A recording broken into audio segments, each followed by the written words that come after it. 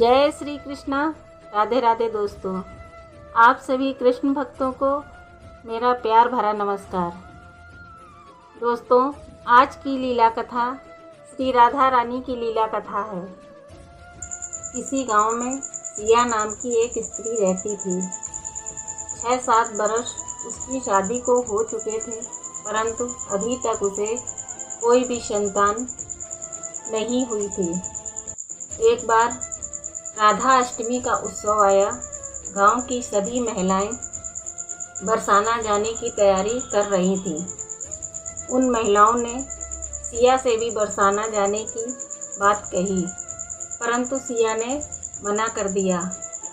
उन महिलाओं ने सिया की सासू माँ और पति से भी बात की और कहा सिया को बरसाना उनके साथ भेज दें।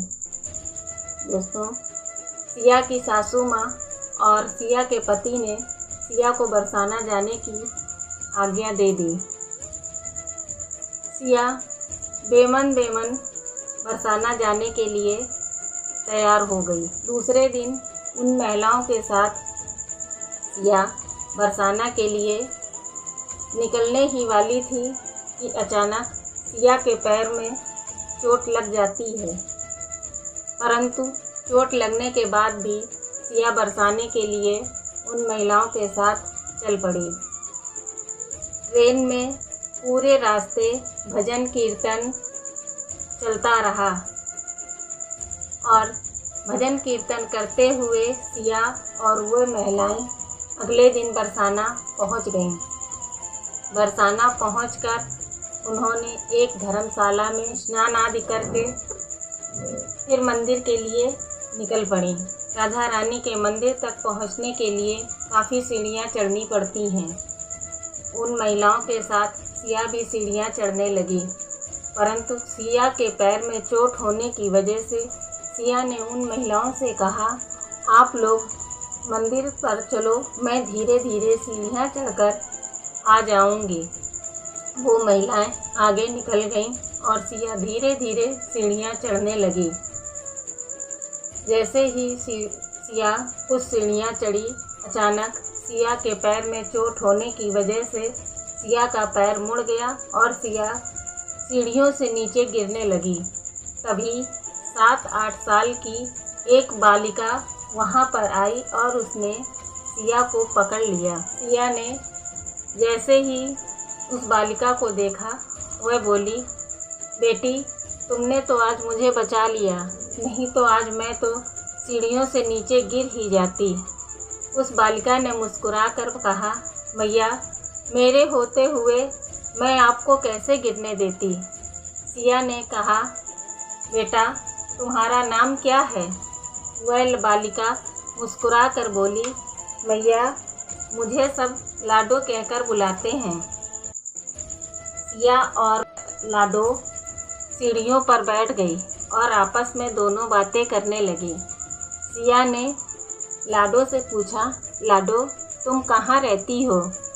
लाडो ने कहा, मैं यहीं बरसाने में रहती हूँ। सिया बोली, लाडो, तुम्हें क्या क्या पसंद है। लाडो ने कहा, मुझे घाघरा चोली, चुनरी, बाले, बुंदे, झांझर, चूड़ियाँ, हार सभी कुछ पसंद है। मुझे सभी कुछ अच्छा लगता है। सिया बोली, मैं तुम्हारे लिए कल चूड़ियाँ और हार लेकर आऊँगी। लाडो बोली, मुझे बहुत पसंद आएगा। ऐसे दोनों काफ़ी देर तक बैठे सीढ़ियों पर बातें करती रहीं और फिर लाडो धीरे से उठकर कहीं चली गई। सिया भी धीरे धीरे सीढ़ियां चढ़कर मंदिर पर पहुंची और राधा रानी के दर्शन करके सीढ़ियों से नीचे अपनी धर्मशाला पर पहुंच गई। अगले दिन सिया पहले बाजार गई और बाजार से लाडो के लिए सुंदर सी चूड़ियां और एक सुंदर सा हार खरीदा और उसे लेकर वह मंदिर की सीढ़ियों पर आई, जहां पर लाडो पहले से ही सिया का इंतज़ार कर रही थी। लाडो और सिया दोनों सीढ़ियों पर बैठ गईं। सिया ने लाडो को हार और चूड़ियाँ दी। लाडो बोली, बस मैया, 2 ही चीज़ें लेकर मेरे लिए आई हैं। सिया बोली, लाडो, मैं तुम्हारे लिए कल और भी चीज़ें लेकर आऊँगी। अभी मैं 1 हफ्ते तक यहीं बरसाना में हूँ और रोज़ ना कुछ तुम्हारे लिए अवश्य लेकर आऊँगी। लाडो मुस्कुराकर बोली, ठीक है मैया। और वह हार और चूड़ियाँ पहनकर बहुत ही प्रसन्न हुई और फिर धीरे से उठकर कहीं चली गई। सिया फिर से मंदिर गई और उसने राधा रानी के दर्शन किए और दर्शन करके वापस अपनी धर्मशाला पहुंच गई। अगले दिन जब सिया लाडो के लिए कुछ उपहार लेकर मंदिर की सीढ़ियों पर आई, लाडो के साथ एक छोटा बालक भी था। सिया ने पूछा, लाडो, ये बालक कौन है? लाडो बोली, मैया, ये मेरा सखा है। इसको मुरारी बोलते हैं। वह बालक मुस्कुराकर बोला, क्या मैं आपको लाडो की तरह मैया बुला सकता हूँ? सिया बोली, क्यों नहीं, तुम भी मुझे लाडो की तरह मैया कहकर बुला सकते हो। यह कहकर सिया ने मुरारी के ऊपर प्यार भरा हाथ फेरा और मुरारी से बोली, मैं कल लाडो के साथ साथ तुम्हारे लिए भी कुछ उपहार लेकर आऊँगी। अगले दिन सिया बाजार गई और लाडो के लिए घाघरा चोली और मुरारी के लिए एक कुर्ता और एक बांसुरी खरीदी और दोनों चीज़ें लेकर वह मंदिर की सीढ़ियों पर आ पहुंची। लाडो और मुरारी पहले से ही सिया का इंतज़ार कर रहे थे। सिया ने दोनों को उपहार दिए। दोनों उपहार पाकर बहुत ही प्रसन्न हुए और वहाँ से कुछ देर बाद अपने अपने घर की ओर चले गए। सिया भी अपनी धर्मशाला की ओर चली आई। अगले दिन राधा अष्टमी का दिन था। सिया जब मंदिर की सीढ़ियों पर पहुंची तो वहाँ आज ना ही लाडो मिली और ना ही मुरारी मिला। सिया को बहुत आश्चर्य हुआ। फिर वह सीढ़ियाँ चढ़कर ऊपर अट्टालिका पर पहुंची। वहाँ राधा अष्टमी की वजह से बहुत भीड़ थी।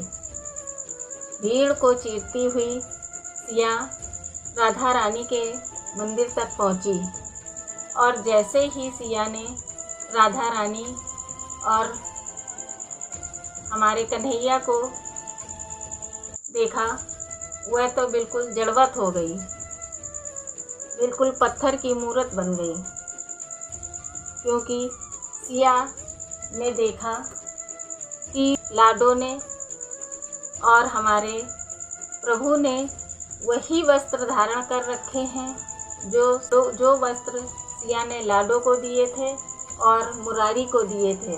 वही वस्त्र दोनों ने धारण कर रखे हैं। सिया की आंखों से सहसा आंसुओं की धार बह निकली और सिया को ये समझते हुए जरा भी देर न लगी कि इतने दिनों से जो सिया से मिलने लाडो और मुरारी आ रहे थे वह कोई और नहीं, हमारी राधा रानी और हमारे पालनहार जगत पिता। सिया ज़ोर ज़ोर से बिलख बिलख कर रोने लगी कि प्रभु और हमारी राधा रानी मेरे इतने करीब थे पर मैं उन्हें पहचान ना सकी। राधा अष्टमी का उत्सव समाप्त हो गया। गांव की महिलाएं अपने अपने घरों को वापस जाने के लिए तैयार होने लगी।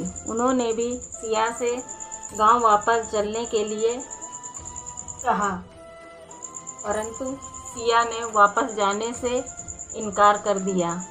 वह बोली, अब तो मैं यहीं रहूँगी बरसाने में और अपनी लाडो का इंतज़ार करूँगी। मेरी लाडो ज़रूर मुझसे मिलने आएगी। उन महिलाओं ने सिया को बहुत समझाया पर सिया नहीं मानी। वे महिलाएं अपने गांव वापस लौट गईं। सिया के पति और सिया की सासू माँ भी सिया को लेने बरसाने आए, पर सिया ने वहाँ बरसाने से वापस जाने को मना कर दिया और सिया वहीं बरसाने में रहने लगी। और सिया प्रतिदिन सीढ़ियों पर जाकर बैठती और अपनी लाडो का और मुरारी का इंतज़ार करती रहती। ऐसे करते करते समय गुजरने लगा।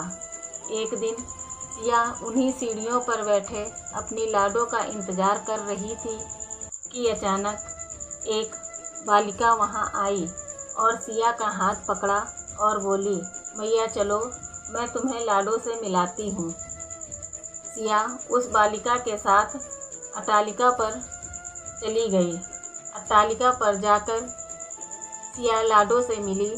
लाडो ने सिया को गले लगा लिया और लाडो ने सिया को ऐसे गले लगाया कि सिया के प्राण पखेरु लाडो में समा गए और लाडो हमेशा के लिए सिया को अपने साथ अपने धाम ले गई। तो दोस्तों, भक्ति और प्रेम की ऐसी पराकाष्ठा बिरले ही देखने को मिलती है। हमें इस कहानी से ये भी सीख मिलती है कि अगर अपने भगवान पर भरोसा है तो भगवान एक दिन अवश्य हमसे मिलने आते ही आते हैं। तो बोलो राधे रानी की जय, बोलो बरसाने वाली की जय, राधा रानी सरकार की जय। जय जय श्री राधे। दोस्तों, आज की स्टोरी कैसी लगी कमेंट करके ज़रूर बताइएगा। दोस्तों, वीडियो को एक लाइक अवश्य कीजिएगा। आपके लाइक और कमेंट से ही हमारा मोटिवेशन बढ़ता है। यदि चैनल पर नए हैं तो चैनल को सब्सक्राइब करना बिल्कुल ना भूलें। जय श्री कृष्णा, राधे राधे।